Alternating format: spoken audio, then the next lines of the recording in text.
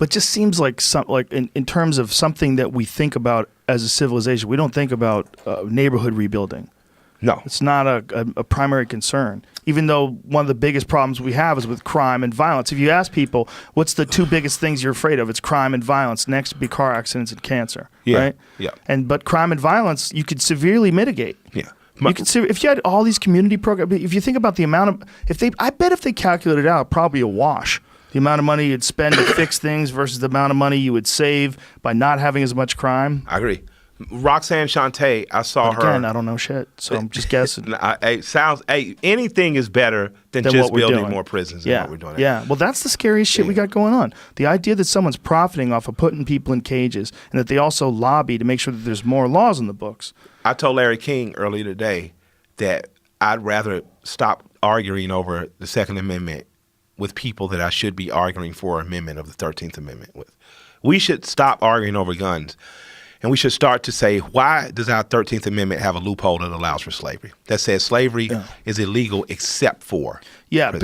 People have no idea how much prisoners get paid to work. When they were working on the fires, what was how they were? I think it was $2 or something. Some fucking insane amount of money they pay them. And when they get out of prison, they are not allowed to be firemen.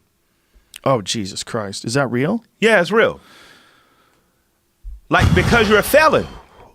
And for every crime? I'm not saying for everyone, but I any know, felony you can't be a fireman? I can't say any, but a lot of the guys I've known that have gotten out of prison have not been allowed to apply for the fire department. Right? There's felonies where non-violent felonies, drug selling. California is paying inmates $1 an hour. Wow. Holy shit!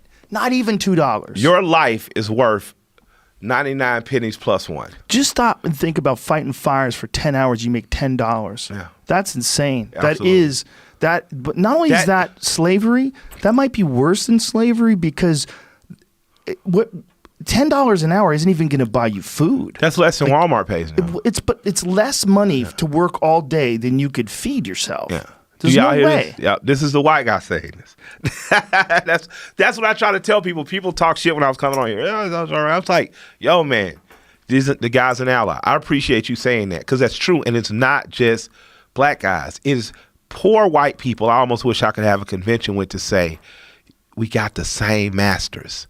They're saying this right here. More than 2,000 volunteer inmate firefighters, they volunteered, including 58 youth offenders, are battling wildfire flames through California. Inmate firefighters serve a vital role clearing thick brush down to bare soil to stop the fire spread. I wonder, do they get better service for that? Do they get out earlier? Nope. They don't. I don't think so. Nothing. I don't think so.